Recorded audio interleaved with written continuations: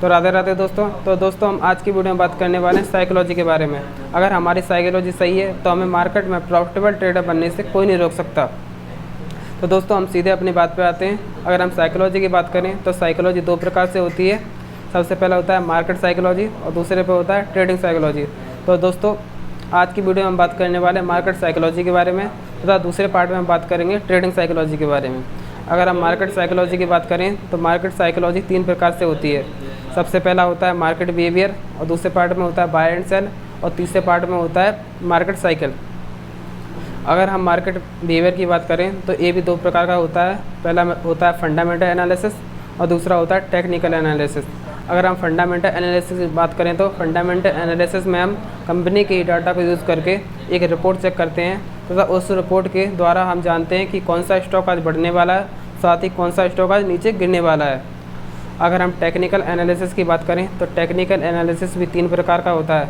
सबसे पहला higher high market और दूसरा होता है लोअर लो मार्केट और तीसरा होता है साइड वे मार्केट। तो सबसे पहले हम बात करने वाले हैं हायर हाई मार्केट की। जैसे हम मान लेते हैं किसी शेयर की वैल्यू अभी 100 रुपये चल रही है और उस शेयर की वैल्यू 100 रुपये से सीधी 110 रुपये हो जाती है। साथ ही वो 110 रुपये से गिर के 105 पे आ जाती है। फिर वो 105 से सीधा 120 पे चले जाती है। उसके बाद वो 115 पे आ जाती है और 115 पे आने के बाद सीधा वो 130 पे चली जाती है। इसे बोलते हैं हायर हाई मार्केट। अगर हम लोअर लो मार्केट की बात करें तो जैसे किसी शेयर की वैल्यू अभी 100 रुपये है और वो गिर के सीधा 90 पे आ जाती है। उसके बाद 90 से सीधा वो 95 पे जाती है और उसके बाद सीधा 80 पे जाती है। तो इसे बोलते हैं लोअर लो मार्केट। अगर हम साइड वे मार्केट की बात करें तो साइड वे मार्केट में क्या होता है कि 2 या 3 महीने तक मार्केट उसी घेरे के अंदर चलती रहती है। ना तो प्राइस ऊपर बढ़ता है और ना तो प्राइस नीचे आता है, उसी के बीच में रैली बनती रहती है। तो इसे बोलते हैं साइड वे मार्केट। हम सेकंड पार्ट में बात करने वाले हैं बाय एंड सेल के बारे में। अगर हम बाय एंड सेल की बात करें तो हम हमेशा बाय बुल ट्रेंड में करते हैं, साथ ही हम सेल हमेशा बियर ट्रेंड में करते हैं। जब हम क्या करते हैं, अगर कोई मार्केट ऊपर की ओर जा रही है और ऊपर की ओर जाने पर मार्केट सीधा अपना हाई बना लेती है और फिर हम क्या सोचते हैं कि मार्केट इस हाई को तोड़ते हुए और ऊपर जाएगी, लेकिन वहाँ से मार्केट रिवर्स हो जाती है और मार्केट सीधा बुल ट्रेंड से सीधा बियर ट्रेंड में आ जाती है। तो इसी तरीक़ा से हमें बाय एंड सेल मार्केट को एनालिसिस करके करते हैं। अगर हम तीसरे पार्ट की बात करें तो तीसरे पार्ट में हम मार्केट साइकिल के बारे में जानने वाले हैं। तो इसे मैं आपको एक चार्ट के द्वारा समझाता हूँ।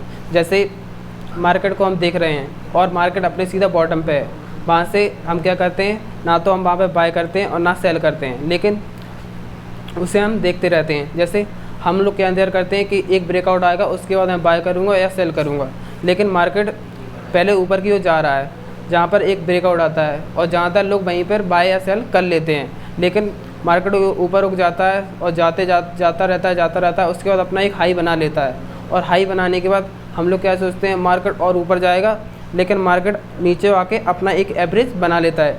एवरेज बनाने के बाद मार्केट फिर से नीचे की ओर आता है और एक ब्रेकआउट लेता है और ब्रेकआउट लेने के बाद मार्केट सीधा बियर ट्रेंड में आके सीधा नीचे गिर जाता है। अब तो हम क्या सोचते हैं कि हमने ना तो शेयर ख़रीदा, ना तो सेल किया, ना बाय किया, सीधा मार्केट नीचे आ चुका है।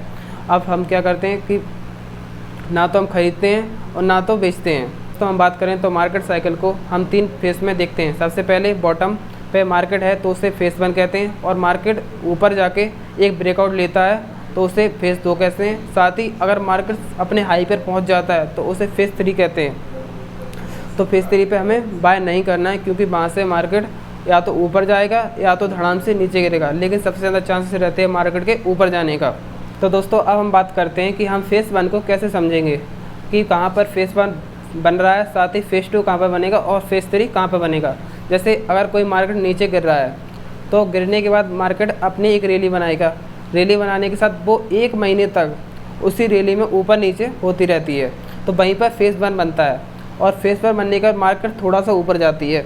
ऊपर जाने के बाद मार्केट वहाँ पर एक ब्रेकआउट लेती है और ब्रेकआउट लेने के बाद मार्केट वहीं पर ऊपर नीचे चलती रहती है और साथ ही वहीं पर उसे फेस 2 मिल जाता है। फेस 2 मिलने के बाद मार्केट फिर से अपने ब्रेकआउट को तोड़ते हुए ऊपर को जाती है। साथ ही ऊपर को जाते हुए मार्केट अपने फेस 3 पर पहुंच जाती है तथा मार्केट अपना एक हाई बना लेती है। तो इसी तरीक़े से मार्केट साइकोलॉजी काम करती है, जिससे मार्केट में पता चलता है कि किस तरीके से शेयर की वैल्यू बढ़ रही है और शेयर की वैल्यू घट रही है।